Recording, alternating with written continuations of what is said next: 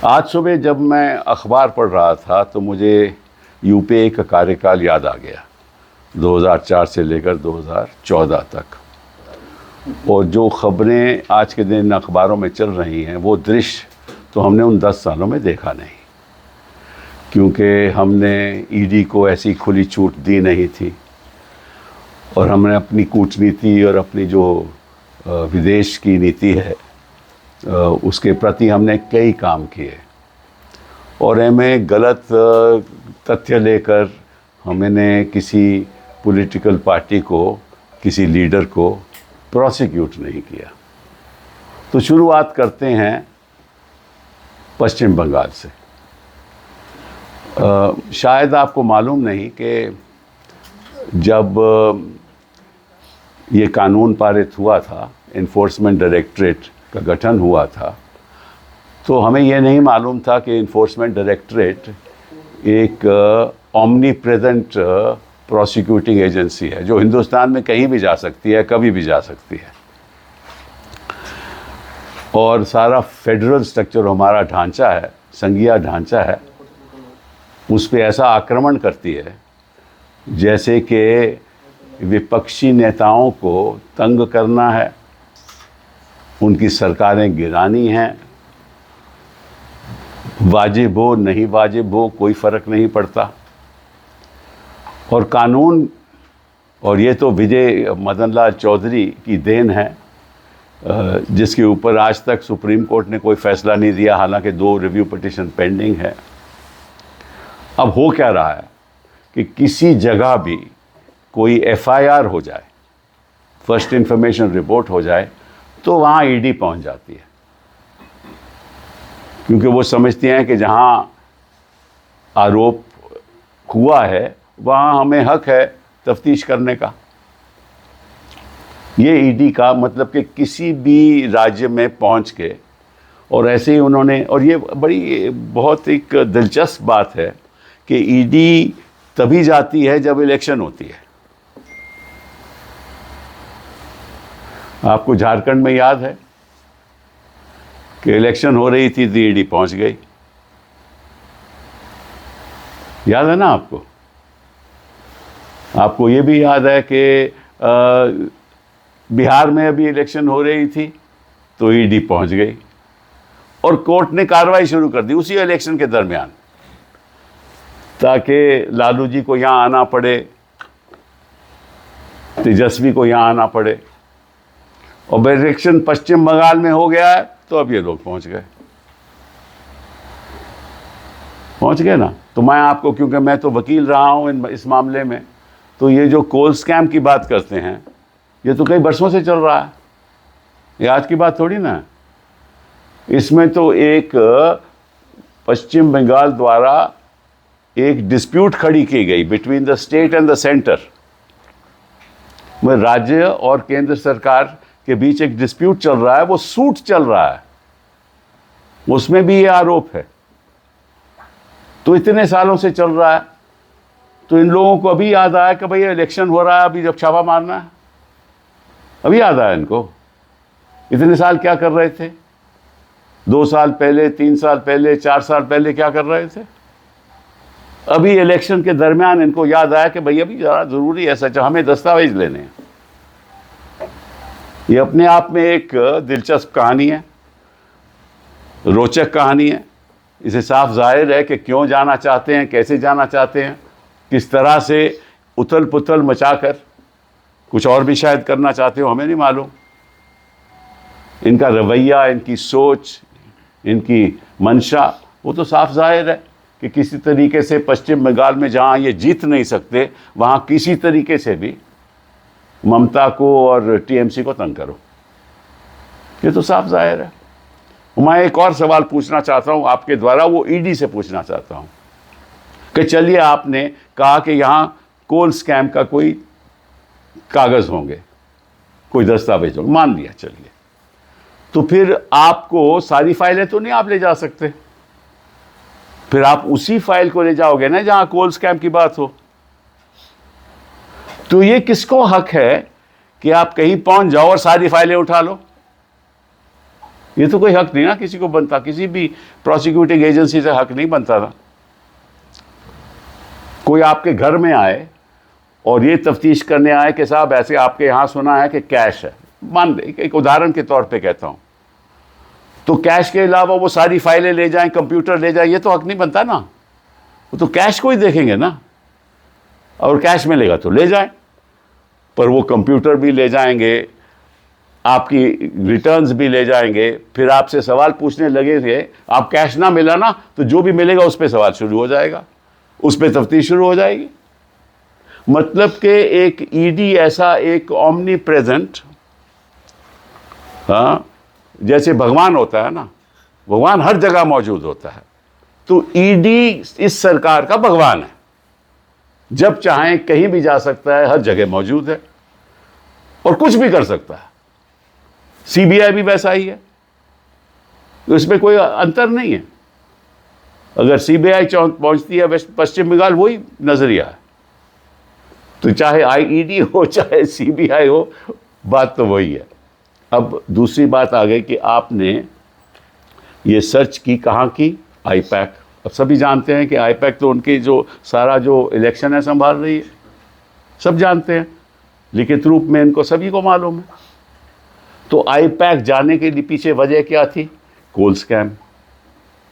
तो अगर कोल स्कैम वजह थी तो कौन से आपने दस्तावेज लिए? आप तो यही पूछ सकते थे ना वहां जाकर के, हमें बताइए कहां आपके दस्तावेज है, और अगर कोल स्कैम की वो बात है तो हमें बताइए, दिखा दीजिए। लेकिन आप फाइलें तो नहीं उठा सकते। और ये गलती सुप्रीम कोर्ट की है, क्योंकि आज तक उन्होंने ये कानून को इस बारीकी से देखा ही नहीं।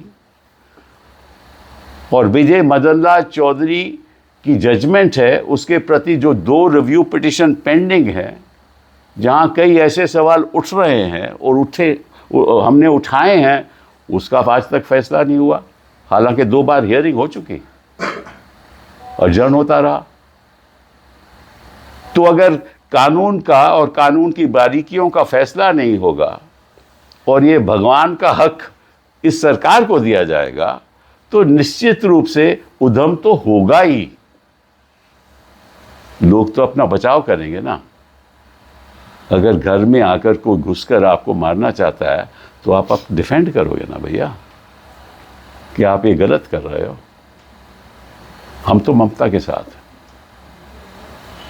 हम तो इस सरकार के खिलाफ हैं। हम ये जो चल रहा है ना, हम बिल्कुल खिलाफ हैं, क्योंकि हमारा संघीय ढांचा खत्म हो जाएगा। इन्होंने केरला चीफ मिनिस्टर के खिलाफ शुरू कर दिया है, हमें मालूम है, वो कोर्ट में भी चल रहा है। Kerala chief minister, that matter is also pending in court. They've started all that also. Which chief minister have they left? Have they not? In Chhattisgarh, our Congress chief minister again, his son was arrested. अभी हमने bail करवाई. We just got him bail. Again, they wanted to reach the father through the son. ये तो हम साफ देख रहे हैं। हर जगह जहां विपक्ष के नेता हों, जहां सरकारें ठीक तरह से चल रही हों, इन्होंने कर्नाटका में क्या किया? आपको याद है कर्नाटका में क्या हुआ? फिर कोर्ट ने हमारे पक्ष में फैसला दिया, लेकिन तंग तो कर रहे थे ना, रोज कर रहे थे। कर्नाटका हो, झारखंड हो, हेमंत सोरेन हो, कहीं भी हो, यही काम चल रहा है इनका। तो अगर इस देश को ऐसे ही चल, तभी मैंने कहा कि हमने मुझ सुबह जब अखबार पढ़ी तो बोला याद आ गया अपने कार्यकाल का। हमने तो कभी ऐसे नहीं किया, हमने तो ऐसे किसी गलत तरीके से टारगेट नहीं किया।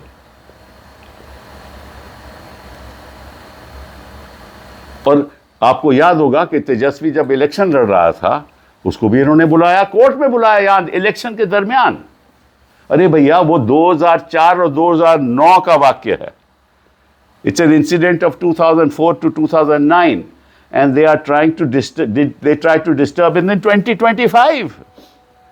इतने साल क्या कर रहे थे ये? क्यों बैठे हुए थे? इलेक्शन आएगा, भेजेंगे, तंग करेंगे, इनकी इलेक्शन कैंपेन की डिस्टर्बेंस होगी, हम जीत जाएंगे। ये इनका मकसद है कि किसी तरीके से इस सरकार को गिराओ। इसके पीछे लक्ष्य एक है, और जो बोलते हैं ना, दंड भेद सब कुछ का इस्तेमाल करो, यही करते हैं ये।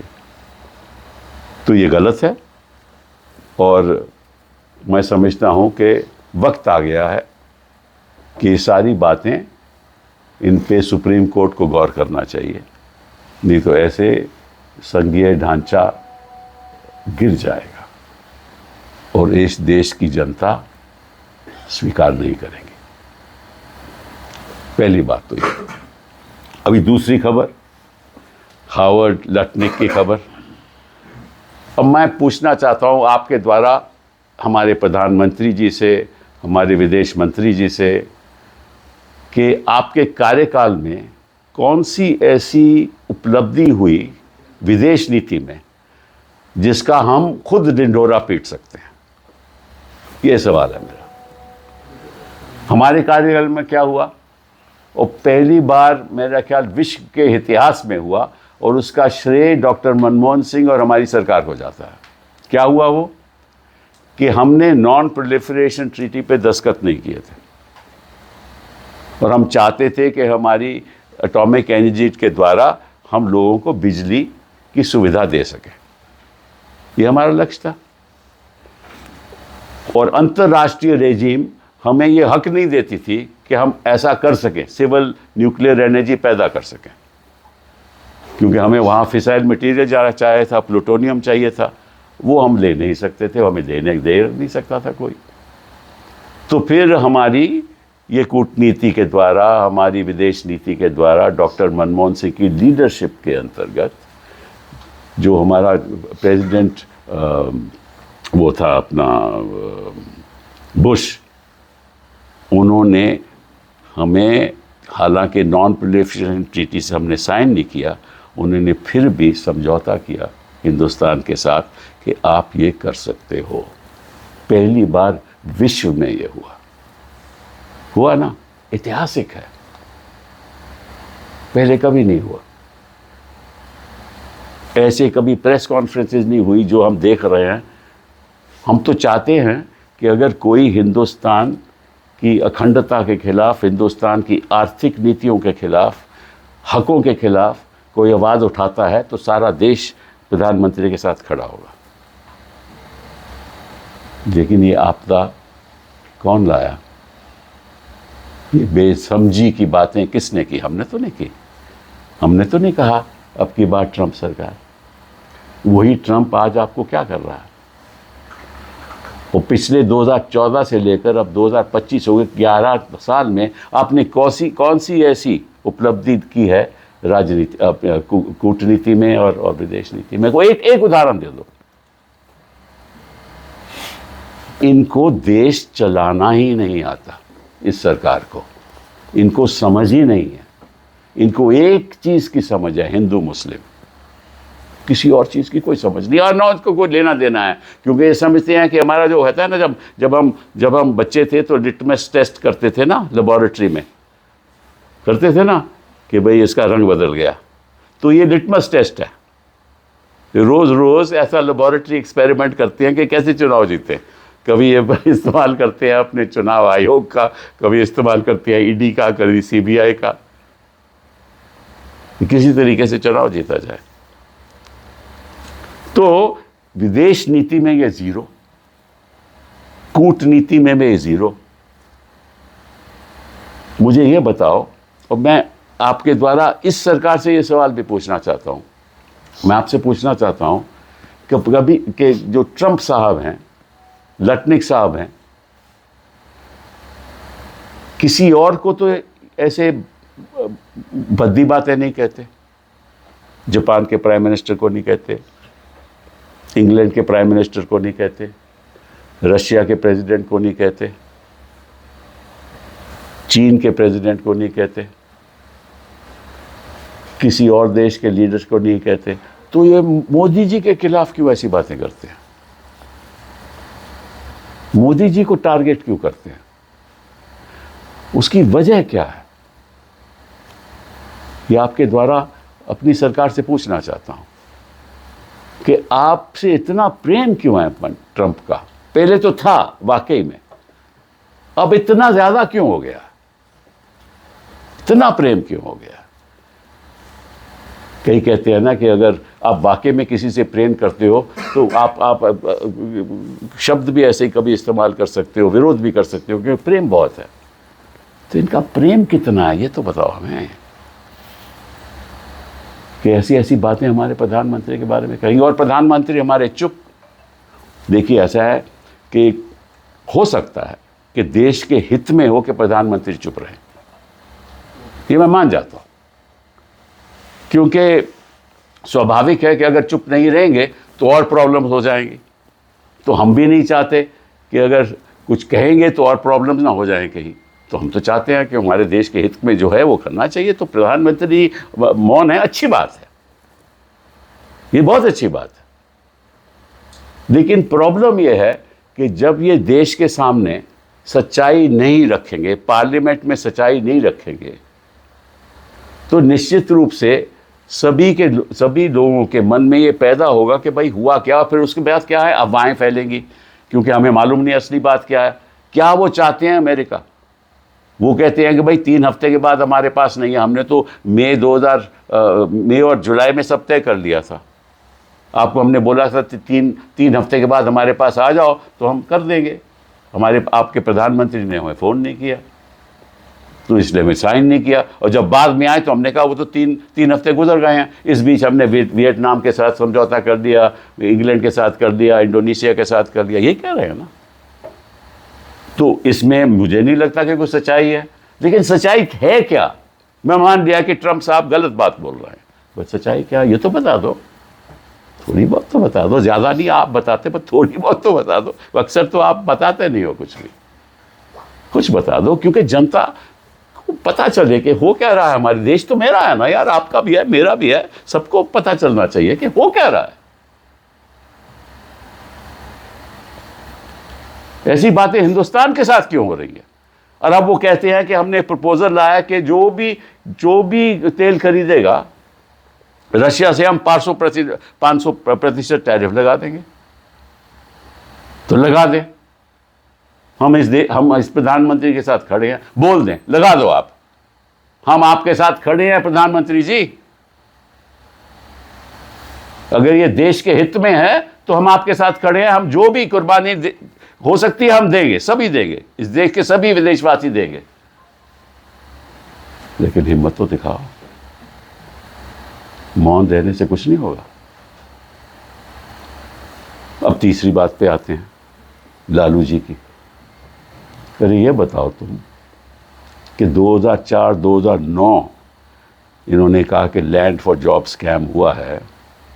तो मैं इनसे पूछना चाहता हूँ कि उसको तो बात हो गई, 2004 से तो 21 साल हो गए और 2009 से 16 साल हो गए। तो इनको इलेक्शन के दौरान क्या तकलीफ थी? इलेक्शन के बाद में भी कर सकते थे, इलेक्शन में क्यों कर रहे थे? सभी जानते हैं क्यों। देखो, मैं ज़्यादा कुछ नहीं कहना चाहता हूँ, क्योंकि मैं तो खुद वकील हूँ, इन सारे मामलों में मैं वकील हूँ। मतलब कि ज़ीरो केस है, केवल परेशान करने की बात है। और इसमें एक और बात बता दो, इसकी तफ्तीश हुई थी, पहले भी हुई थी। सीबीआई ने क्लोजर रिपोर्ट दिया था, विजिलेंस डिपार्टमेंट ने कहा था कोई इसमें धांधलीबाजी नहीं हुई। इन्होंने फिर उसको रीओपन किया कि अपनी सीबीआई ने अपनी रिपोर्ट को नहीं माना और मुकदमा दोबारा चला दिया। ये असलियत है। और किसी और दिन बैठ के आपको आराम से सारी चीज़ें समझाऊंगा, लेकिन आज इतना ही काफ़ी है, क्योंकि मुझे बहुत दुख है कि आज मुझे ऐसी प्रेस कॉन्फ्रेंस करनी पड़ रही है, क्योंकि मैं नहीं चाहता कि हमारे देश की अखंडता को नुकसान हो। बहुत बहुत धन्यवाद। सर, एक जो ईडी है उसने भी एलिज किया है कि ममता बनर्जी ने इन्वेस्टिगेशन को ऑब्स्ट्रक्ट किया, उसमें इंटरफेयर किया, इंटरवीन किया, वो वहां से नहीं, पहले ये तो बताए इन्वेस्टिगेट क्या कर रहे थे, तभी पता चलेगा ना कि कैसे इंटरफियर किया। अगर उनको दस्तावेज चाहिए थे कोल स्कैम के, यही है ना, अखबार में तो यही है। ठीक है ना। तो फिर उनको पूछना चाहिए था कि आप मुझे बताइए, आप मुझे एक्सेस दीजिए से आपके कंप्यूटर से, हम कुछ ले नहीं जाएंगे, हम पता करेंगे, देखेंगे अगर इसमें कोल स्कैम की बात है वो हमें दीजिए, आप कर सकते हैं। लेकिन सर जिस तरह से चाहे ईडी हो या केंद्र सरकार हो, बीजेपी हो, लगातार ये आरोप लगा रही है कि पश्चिम बंगाल में लॉ एंड ऑर्डर खत्म हो गया है, हाँ। तो क्या आपको लगता है कि इसके बहाने अब प्रेसिडेंट रूल भी पश्चिम बंगाल में चुनाव से पहले लगाया जा सकता है? इसके बारे में मैं क्या कह सकता हूँ, मतलब जो मतलब कि वो क्या है, बिना बुनियाद के, बिना सोच समझ के कोई ऐसी बात करेगा तो उसका नतीजा भी देखा नतीजा भी होगा। मैं समझता हूँ कि पहले तो ये कभी सत्य हो ही नहीं सकता जो आपने कहा है, क्योंकि ऐसे कोई बेवकूफ़ी बातें कोई सरकार नहीं करती, ठीक है सर। और अगर 2/3 अब जीत रहे हैं ना, तो 3/4 पे जीतेंगे, 3/4 विक्ट्री होगी फिर। सर आपने कहा कि जो ईडी का कानून है उसमें सुप्रीम कोर्ट की गलती है, उन्होंने कानून नहीं, मैंने नहीं कहा, मैंने कहा सुप्रीम कोर्ट सुनवाई करनी चाहिए और इसको स्पष्ट तरीके से कानून की बारीकियों को ईडी को और सीबीआई को बताना चाहिए, ताकि इस किस्म के वाक़े अभी नहीं हो, आगे नहीं हो।